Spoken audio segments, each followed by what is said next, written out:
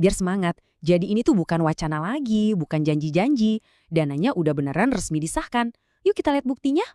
Nah, ini dia nih buktinya. Semuanya itu berdasar, ada aturannya. Ada peraturan pemerintah atau PP, dan ada juga keputusan Menteri Keuangan, KMK.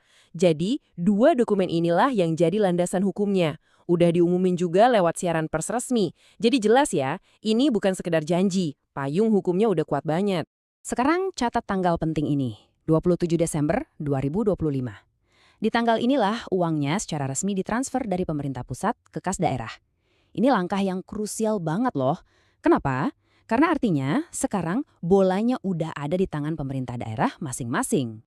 Oke, dananya udah nyampe di daerah nih. Pertanyaan selanjutnya, siapa aja sih yang berhak dapat? Apa semua guru otomatis dapat? Nah, kita masuk ke bagian kedua buat ngecek syarat-syaratnya. Yuk kita lihat bareng-bareng.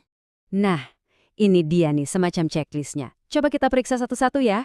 Pertama, status Anda harus ASN daerah, entah itu PNS atau PPPK. Udah?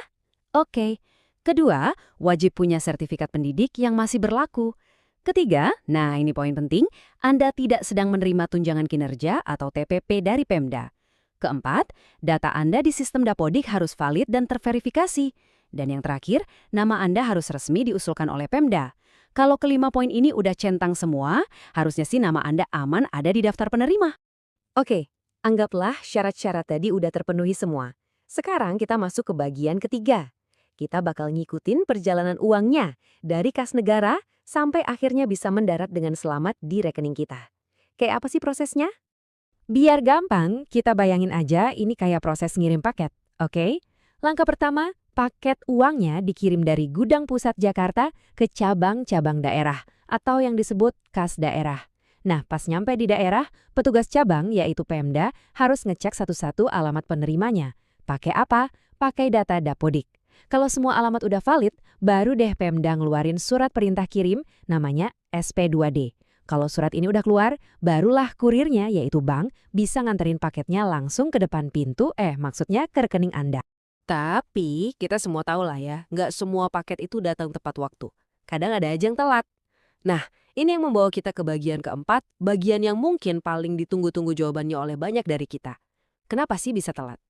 Nah, ini dia kan pertanyaan besarnya, uangnya udah dikirim ke daerah dari akhir Desember loh.